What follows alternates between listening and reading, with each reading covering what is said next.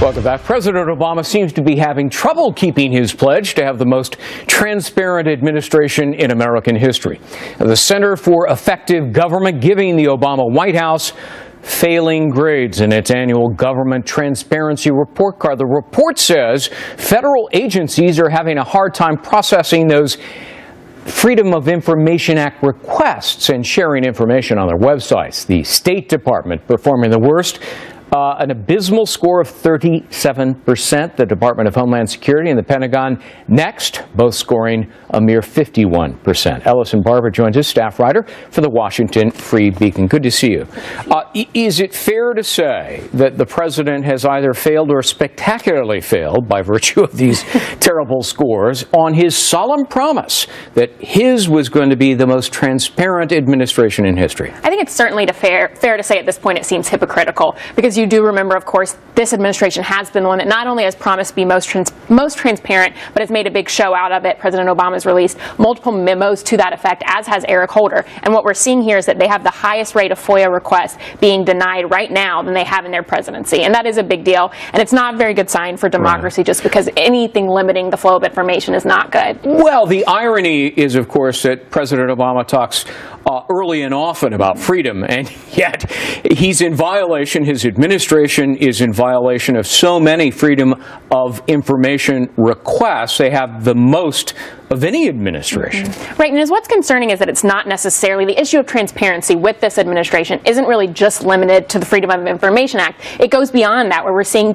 problems with photojournalists not having access to events where they previously did in the past, and you're having issues of journalists being spied on. So it really does go a lot deeper than the FOIA, than the problems with the FOIA, but this is kind of just one issue that you can see where they are having a lot of problems with. Let me bring up another one.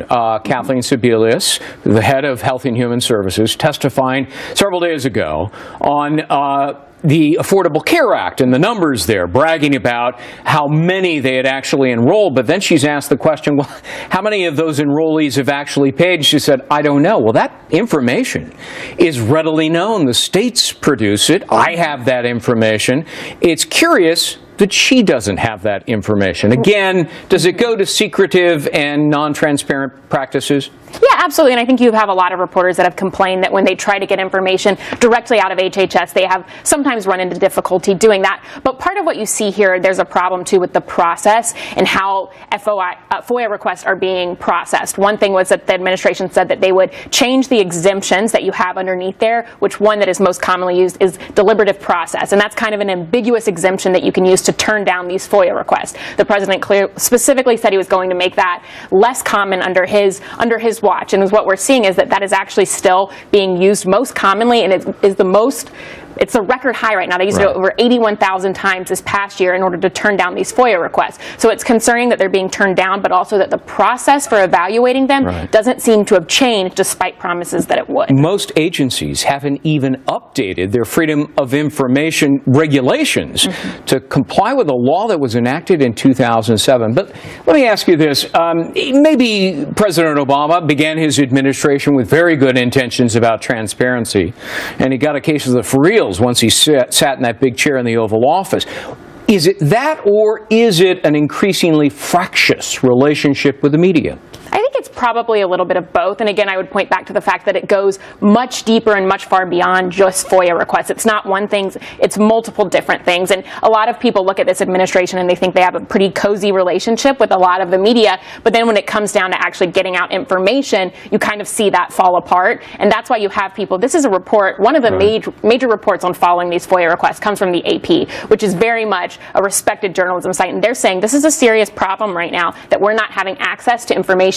For expedited FOIA requests, which those are specifically for journalists to get out newsworthy information quickly, 86% of those were denied. In 2008, 53% of them were. So you're seeing it becoming a bigger problem now under this administration than it was when they came in. Trends going in the wrong direction. And of course, the president and the White House at large has been accused of being thin-skinned. I remember our colleague Chris Wallace said back in 2009, they're the biggest bunch of crybabies I have dealt with in my 30 years in Washington. I wonder if much has changed. I'll have to ask Chris.